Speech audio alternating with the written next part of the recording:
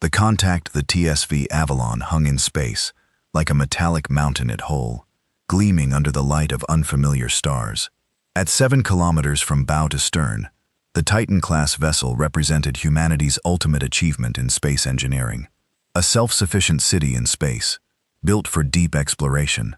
The ship housed over 12,000 Sol scientists, military personnel, engineers, and their families, all venturing farther from Earth than any humans before them, on the command deck. Captain Elisa Chen stood with her hands clasped behind her back, watching the main view screen with quiet intensity. At 42, Chen had earned her command through 20 years of exemplary service in the Tehran Space Fleet. The small scar along her jawline and the slight stiffness in her left shoulder were testaments to missions, where she put her crew's safety above her own status report. She ordered, her voice calm, but carrying the unmistakable note of authority that had earned her both respect and loyalty. Commander Jackson Reef, her XO, looked up from his station, with dark skin, contrasting against the stark white of his uniform, and intelligent eyes that missed nothing. Reeves had been Chen's right hand for 5 years, all systems nominal. Captain, we've completed our survey of the outer planets. No signs of advanced civilization, but plenty of resources worth mining. Someday. Chen nodded. This mission was primarily exploratory, finding new worlds suitable for human expansion or resource extraction. Earth was crowded, and despite colonies on Mars and the moons of Jupiter and Saturn, humanity needed room to grow. Dr. Lakshmi, anything interesting from your department? Chen asked the ship's chief scientist. Dr. Indira Lekid looked up for console, tucking the strand of silver-streak black hair behind her ear. Actually, yes. We're detecting an unusual energy signature from the 4th planet. It doesn't match any natural phenomenon in our database. Chen raised an eyebrow. Artificial? Possibly, Lakshmi replied. The pattern has mathematical precision that suggests intelligence. This was unexpected. Initial scans had shown no evidence of technology in this system. How did we miss this before? It only activated about 20 minutes ago, Lakshmi explained, almost as if it turned on in response to our presence. Chen considered this information first. Contact protocols were clear. Observe from a distance. Attempt non-intrusive communication. And avoid any action that might appear threatening. But those protocols assumed roughly equal technological capabilities. The Avalon was designed to intimidate, massive, heavily armed, and virtually impregnable. Not the ideal vessel for a friendly greeting. Helm, take us into a high orbit around the 4th planet. Tactical passive scans only. Let's get a better look, without appearing aggressive. As the Avalon approached the planet, a world of swirling blue-green clouds over dark continents. The energy signature grew stronger. Captain Communications Officer Maya Wang called out, her fingers dancing across her console. We're receiving a transmission. It's structured data, definitely artificial. Can we decode it? Working on it. The universal translator is finding patterns, but it'll take time. Chen nodded. Put it through the speakers. Let's hear what we're dealing with. A series of melodic tones filled the bridge, rising and falling in complex patterns. It was beautiful, almost like music, but with a precision that suggested language recording and analyzing. Wham confirmed the AI is starting to identify linguistic structures. The bridge crew waited in tense silence. This was the moment every explorer dreamed of: first contact with an alien intelligence. Humanity had spread throughout the solar system, but had yet to encounter another sentient species.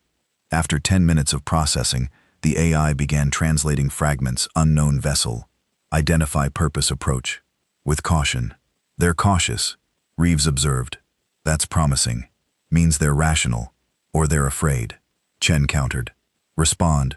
With standard greeting package, mathematical sequences, basic scientific constants, and simple visuals, explaining our peaceful intent as they waited for a response. Sensors detected movement from the planet's surface. Captain, multiple small craft launching from the surface. Tactical Officer Lieutenant Wei reported 20:30. Vessel's formation suggests military organization. Defensive posture only. Chen ordered firmly. No active targeting. Shield status. Shields at full strength but inactive. Why confirm the alien vessels? Approached cautiously. They were elegant, silvery crafts, with organic curves that suggested advanced design principles beyond human engineering. But they were small, each no more than 100 meters in length. Compared to the Avalon, they were like minnows, approaching a whale. We're receiving clearer transmission. Wang announced visual data, incoming. The main screen shifted to show an alien being. It had a slender, almost delicate frame with 4 limbs and iridescent skin that seemed to shift colors with its movements. Large, multifaceted eyes dominated a narrow face, and it appeared to breathe through gill-like structures along its neck. Translation improving, Wang said, "They call themselves the Valari. This one is their equivalent of an admiral, or commander." The alien spoke, its voice musical. "The firm." The translator converted its speech with only slight delays. "Unknown vessel you have entered. Valari space uninvited. Your craft is of unprecedented size and power. Explain your presence and intentions immediately." Chen stepped forward. "I am Captain Elisa Chen, of the Terran space vessel Avalon. We are explorers from a planet called Earth, seeking knowledge and peaceful contact with other intelligent species. We apologize for our uninvited entry into your territory. We were unaware this system was claimed." The Valari commander skin shifted to deeper blues and purples. "Well, your vessel size suggests warfare capabilities beyond anything in our experience. Are you invaders?" "No," Chen replied firmly. "The Avalon is large because it carries everything we need for long-term exploration. Far from our home. We have defensive capabilities. Yes, but our mission is peaceful." The alien skin rippled with patterns that the translator couldn't interpret. "You will remain in your current position while we verify your claims. Any movement will be considered hostile." The communication ended abruptly. "They're scared of us," Reeves said quietly. Chen nodded. "Wouldn't you imagine if something 7 kilometers long suddenly appeared in Earth orbit?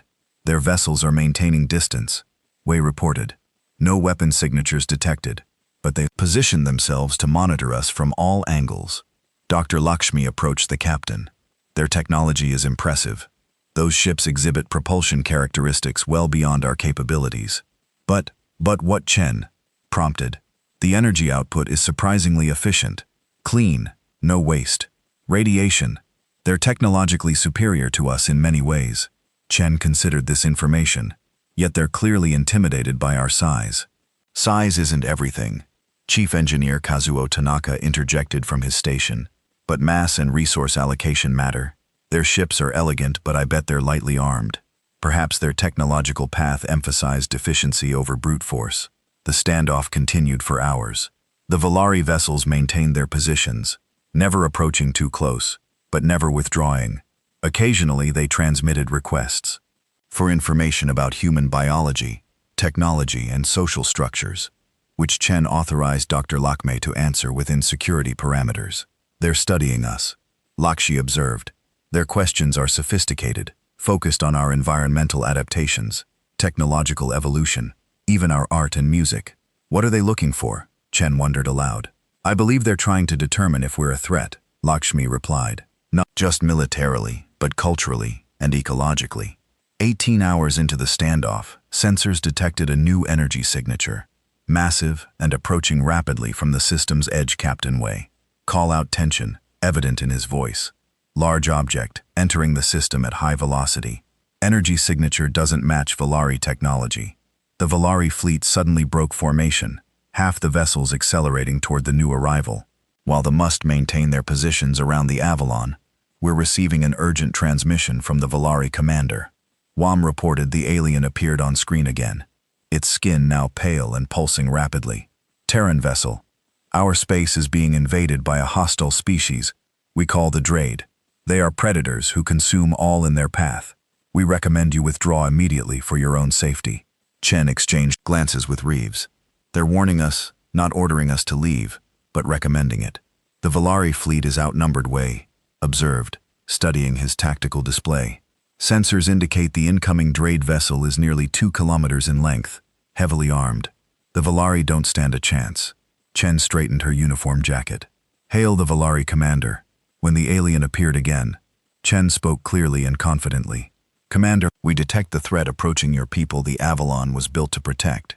As well as explore, we offer our assistance." The Valari skin flashed with rapid color changes.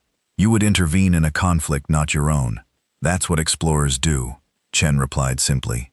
We help where we can. For a moment, the alien was silent, its multifaceted eyes studying Chen intently. Then it made a gesture that seemed like resignation.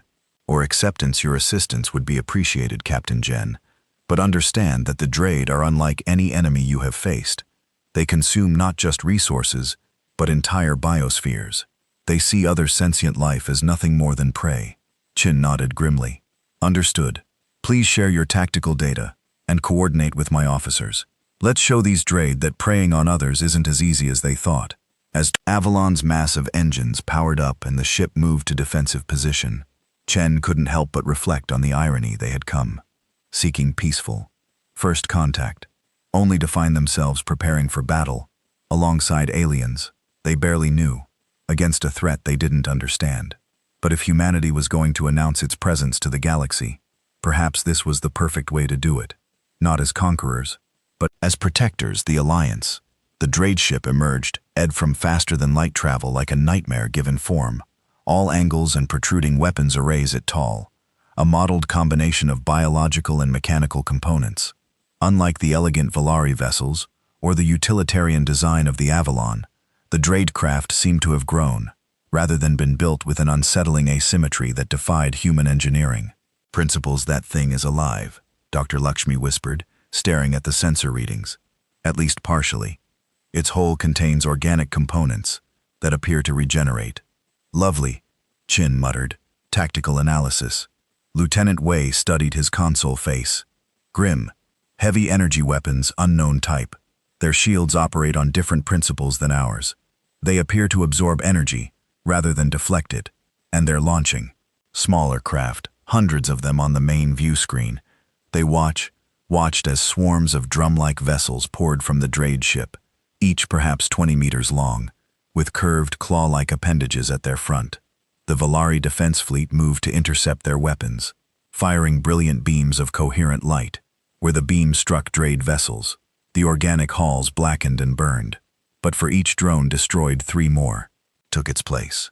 The larger Drade ship remained stationary, directing the assault. They're coordinating like insects. Reeves observed a hive mind. Possibly, Lakshmi agreed. The smaller vessels show limited independent action, but perfect collective coordination. Chen activated the ship-wide communication system. All hands to battle stations. This is not a drill weapon systems. Online shields to maximum throughout the Avalon 12. Humans prepared for humanity's first interstellar battle. Families moved to secure central areas. Science teams converted to emergency medical personnel, and weapon stations powered up technologies that had never been tested in actual combat. The Valari are taking heavy losses. Wei reported their weapons are effective, but limited in range and power. Move us between the Drade and the planet, Chen ordered. Active targeting on the drone swarms. Fire. When ready, the Avalon's massive engines flared as the Titanic vessel positioned itself as a shield for the Valari homeworld. Its size, initially a cause for alarm, among the Valari now became their greatest hope. Valari commander is hailing us, Wang announced. The alien appeared on screen, its skin pale with stress. Patches of it darkened as if injured. Captain Chin, we appreciate your intervention, but the Drade will not be deterred. They have consumed 3 of our colony world already. Their hunger is endless. So is human stubbornness. Chen replied with a tight smile. We've synchronized our targeting systems with your fleet's movements. Focus on protecting your damaged vessels while we deal with the main swarm.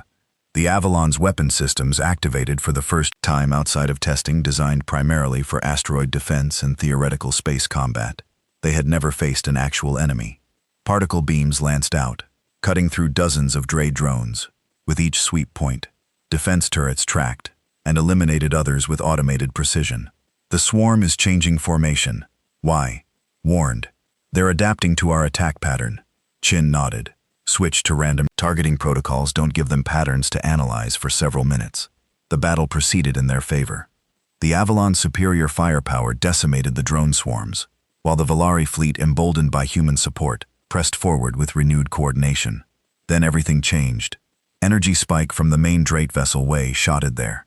A massive pulse erupted from the alien ship, washing over. The battlefield throughout the Avalon systems flickered and reset. EMP variant Chief Engineer Tanaka, reported his fingers flying over his console. But selective targeting command and control systems, main power holding, but weapons targeting is offline. Restoring from secure backups now. Chen gripped the arms of her command chair. Time to restoration. 3 minutes minimum. Tanaka replied grimly. We don't have 3 minutes, Reeves said, pointing to the view screen where the Drade drones, apparently immune to the pulse, had resumed their attack with even greater intensity. The Valari ships hit harder. By the pulse drifted helplessly. Engineering Chen called out. We need options. Tanaka's voice came back strained. Captain, the Avalon agricultural domes, their electromagnetic field generators are on separate systems. They weren't affected by the pulse. How does that help us? Those fields are designed to stimulate plant growth. But if we reconfigure them and overload the emitters, we could create a massive electromagnetic wave of our own. Not powerful enough to damage the Drade, but possibly enough to disrupt their coordination. Temporarily, Chen didn't hesitate. Do it, and divert emergency power to shields. If we can't fight, we can at least take a beating. As Tanaka's team worked on their improvised weapon, the Drade drones swarmed around the Avalon, their claw-like appendages tearing at the ship's hull. Shields flared and held, but the constant attacks were draining power at an alarming rate. Valari vessels are completely disabled, Wei reported. The Drade are ignoring them for now, concentrating on us. They recognized the greater threat, Chen said to Tanaka. Status ready, Captain. But there's a problem. The emitters need to be manually aligned from outside the ship. The pulse knocked out our remote control systems. Chen's jaw tightened. Understood. Prepare. And Eva. Team Reeves stepped closer. Captain, that's a suicide mission. Those drones will tear apart anyone who goes outside. I'm aware, Commander Chen replied quietly. Ask for volunteers. Only to everyone's surprise, it was Dr. Lakshmi who spoke up. Captain, I have an alternative. The Valor communication systems appear to operate on different principles than ours. They were defected by the pulse. If we can transmit our field modulation patterns to their vessels, they might be able to generate a similar effect from their still functioning systems. Can we communicate with them? Our systems are compromised, Chen pointed out. Lakshmi smiled slightly the old-fashioned way. Morse code using manual control of our external navigation lights. Their sensors can detect that. Chen nodded. Do it for the next crucial minutes. As Drade drones continue their relentless assault, Lakshmi transmitted complex scientific data, using nothing more sophisticated than blinking lights. The Valari, proving their intellectual prowess, understood and responded. They've got it. Lakshmi announced they're implementing the modifications. Now what happened next surprised even the humans who had proposed the plan. Rather than simply disrupting the Drade coordination, the combined electromagnetic fields created by the ships interacted with the unique biological components of the Drade DRS. The smaller vessels began to twitch and spin, erratically, their coordinated attack dissolving into chaos. It's working better than expected, Tanaka observed with surprise. The Drade biology is responding to the field frequencies. It's like they're experiencing extreme disorientation. Weapons back online, Wei announced. Target. The main vessel. Chin ordered all batteries. The Avalon weapons systems now restored focused their full power on the Drade mothership. Particle beams and plasmatorios struck with devastating effect, penetrating the temporarily weakened shields and tearing into the organic hole beneath the Valari fleet. Recovering faster than expected, joined the counterattack. Their precision weapons targeted the wounds, opened by the Avalons, heavier firepower striking with surgical accuracy. Under the combined assault, the Drade mothership began to break apart huge sections of its biomechanical hull, tearing away the remaining drones cut off from their controlling intelligence, went dormant or self-destructed. When the battle ended, the Valari commander requested to come aboard. The Avalon Chen welcomed the alien delegation to the ship's main conference room, where the contrast between species became even more apparent. The Valari were physically delicate, standing barely 5 feet tall, their luminescent skin shifting through colors that hinted at their emotional states. You saved our world, the commander said simply, its multifaceted eyes studying Chen and her officers. When we first detected your vessel, we feared a new predator had entered our space. Instead, we found protectors. Chen inclined her head respectfully. We're explorers first, but we couldn't stand by it while sentient life was threatened. That's not humanity's way. The Valari made a gesture that the translator interpreted as profound respect. Your species is unexpected. You build ships of immense size, arm them heavily, yet use them for exploration and protection, rather than conquest. Your technology is less advanced than ours, in many ways, yet you found solutions. We could not. Different evolutionary paths lead to different strengths. Dr. Lamy suggested your technology emphasizes elegance and efficiency. Ours reflects our history of overcoming challenges through persistence, and sometimes through force. A powerful combination, the Valari commander observed. The Drate have plagued our worlds for generations. We could not defeat them alone. Despite our technological advantages, your human approach provided what we lacked. Chen leaned forward. Perhaps that's the greatest discovery of our mission. Not that alien life exists, but that different life forms can complement each other's strengths and compensate for weaknesses.